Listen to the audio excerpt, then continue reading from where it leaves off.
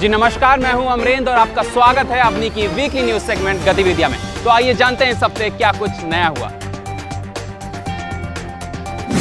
तो अगर आप धरती के शोरगुल से परेशान हैं और चंद्रमा पे जाके शांतिपूर्वक रहना चाहते हैं तो आपको महीने के 3.25 करोड़ रुपए खर्च करने होंगे। ये कहना है मनी नाम के एक क्रेडिट ब्रोकर्स फर्म का। ये फर्म लोगों को उनके पसंदीदा उत्पाद खरीदने के लिए कर्ज की व्यवस्था उपलब्ध कराती है और हाल ही में इस फर्म ने एक गाइड जारी किया है जिसमें चंद्रमा पे होने वाले खर्चों का ब्यौरा पेश किया गया।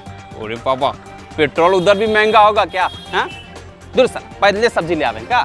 छोड़िए, आगे बढ़ते हैं। और इस फर्म के मुताबिक चंद्रमा पे जो भी घर बनेंगे उनके लिए सामग्री धरती से ही भेजी जाएगी और यहाँ पे घरों की मजबूती इस कदर बनानी होगी जैसे किसी बड़े उद्योग का फैक्ट्री लगाया जाता है। और यहाँ पे चंद्रमा पे घरों के खिड़की दरवाजे भी ऐसे होंगे जो अंतरिक्ष में उड़ते उल्कापिंडों की मार झेल सके और 24 घंटे बिजली पानी भी चाहिए।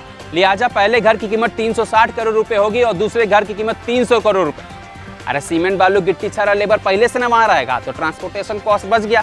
हाँ, फिर भी महंगा है ना। तो सरकार किसकी होगी? बीजेपी की टीएमसी? हम ही लोग पार्टी बना ले का? चंदा मामा पार्टी क्या बोलते हैं? वैसे हम भी बड़ा दुष्ट है ना, हर जगह पॉलिटिक्स घुसेड़ देते हैं। अरे एक बात और कि धरती पे लोग अपनी महबूबा के लिए गाना गाते हैं, या तुझे चांद पे ले जाऊं, तो वहां से क्या गाएंगे? तुझे धरती पे ले आऊं। और यहाँ आएंगे तो पे पे पे पे पे पे पे। और अब बंगाल में विधानसभा चुनाव के साथ साथ ममता और केंद्र सरकार के बीच वैक्सीन वार भी चालू हो गई। ऐसे भोग भोग के नहीं, आरोप लगाकर। दरअसल बुधवार को प्रधानमंत्री नरेंद्र मोदी ने कोरोना संक्रमण को लेकर एक वर्चुअल मीटिंग रखी थी जिसमें सभी राज्यों के मुख्यमंत्री को बुलाया गया था। लेकिन ममता दीदी तो हर बार की तरह आई नहीं क्योंकि वो चुनावी रैली को संबोधित कर रही थी। लेकिन बाद में आरोप जरूर लगा दिया कि केंद्र सरकार बंगाल को वैक्सीन नहीं दे रही। अरे नाटी, लालच करती है वैक्सीन का। केंद्र सरकार ने जो 52 लाख डोज दिए उसको तो पहले उपयोग करो, उसमें से अब तक केवल 30 लाख ही यूज हुए हैं। पहले खत्म करो फिर और मिलेगा। लेकिन बाद में केंद्र सरकार ने अपने बयान में ये बात साफ कर दिया है कि हमारे देश में कोरोना संक्रमण को रोकने के लिए पर्याप्त मात्रा में वैक्सीन है, तो इसलिए चिंता कोरबे ना। और अब आपको एक ऐसे डेस्टिनेशन वेडिंग के बारे में बताएंगे जो आपने ना कभी देखा होगा और ना ही सुना होगा।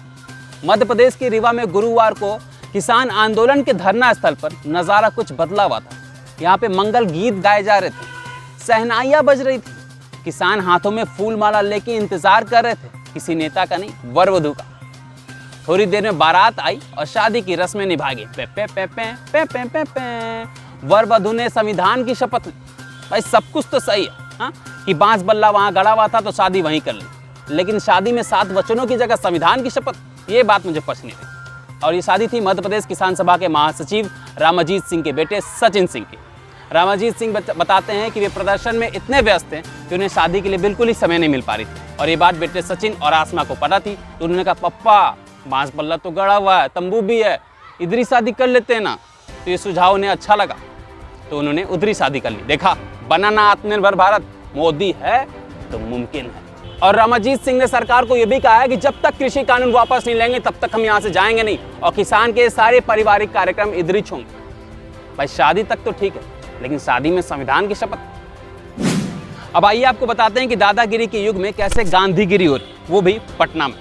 पिछले हफ्ते हमने आपको अपने वीडियो में बताया था कि पाटलिपुत्रा कॉलोनी में फेंके गए कचरे के डंपिंग यार्ड के कारण 3 लोगों की जान चली गई, जिसके बाद भी प्रशासन और नगर निगम जागा नहीं है। विरोध प्रदर्शन के बाद भी नगर निगम अपनी मनमानी कर रहा है और कचरा वहीं पे फेंक रहा है। अजीब है ना, एक तरफ नगर निगम अट्रैक्टिव जिंगल्स के थ्रू लोगों को जागरूक करने की कोशिश करता है कि गाड़ी वाला आया घर से कचरा निकाल, और फिर वही गाड़ी वाला कचरा लेके इनके घर के सामने फेंक।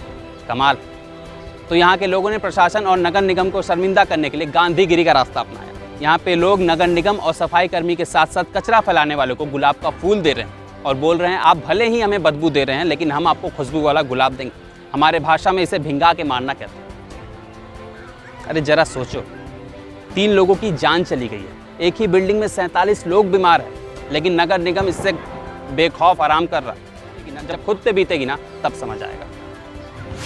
तो फिलहाल अपनी की वीकली न्यूज बुलेटिन में बस इतना ही। आगे और भी ऐसे मजेदार खबर देखने के लिए हमारे चैनल को सब्सक्राइब करना ना भूलें। आपको इन फूलों की कसम।